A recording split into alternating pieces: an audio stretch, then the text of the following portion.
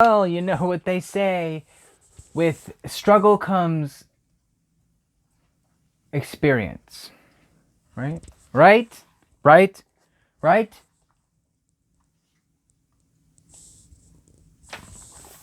Something so utterly destroyed. The catastrophe of this tree excited my extreme astonishment, and I eagerly inquired my father the nature and origin of thunder and lightning.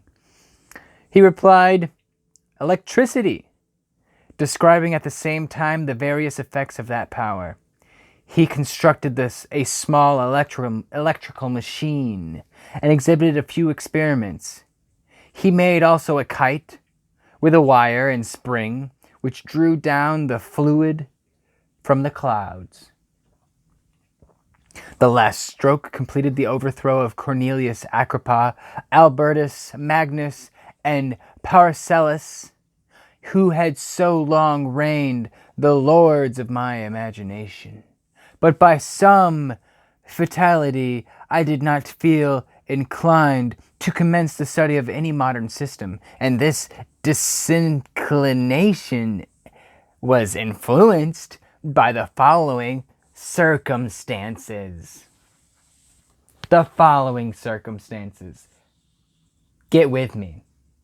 My father expressed a wish that I should attend a course of lectures upon natural philosophy, to which I cheerfully consented. Yeah, I consent. Some accident prevented my attending these lectures until the course was nearly finished. Some accident. It was an accident. The lecture being therefore one of the last was entirely incomprehensible to me. The professor discoursed with the greatest fluency of potassium and boron, of sulfates and oxides, terms to which I could affix no idea, and I became disgusted with the science of natural philosophy, although I still read Pliny and Buffon with delight, authors in my estimation of nearly equal interest and utility.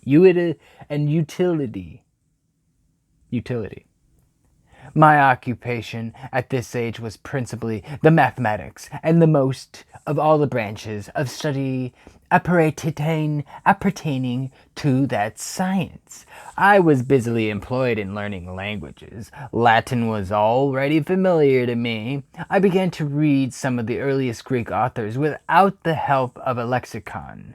I also perfectly understood English and German.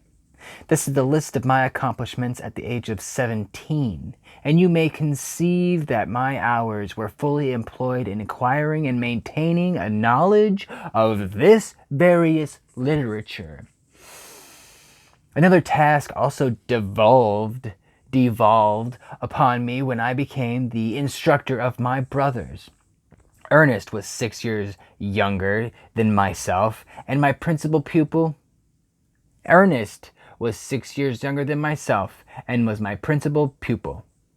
He had been afflicted with ill health from his infancy, through which Elizabeth and I had been his constant nurses. His disposition was gentle, but he was incapable of any severe application. Again with the application, seriously. The application of what? I like to application some cream on my face and my neck. Are you alright? Okay, stop. Good girl. Weirdo. You eating your paw? Yeah, good girl.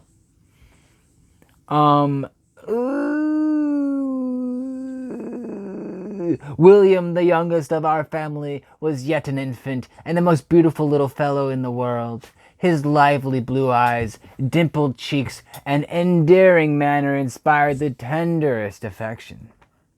Such was our domestic circle, from which care and pain seemed forever banished. My father directed our studies, and my mother partook of our enjoyments.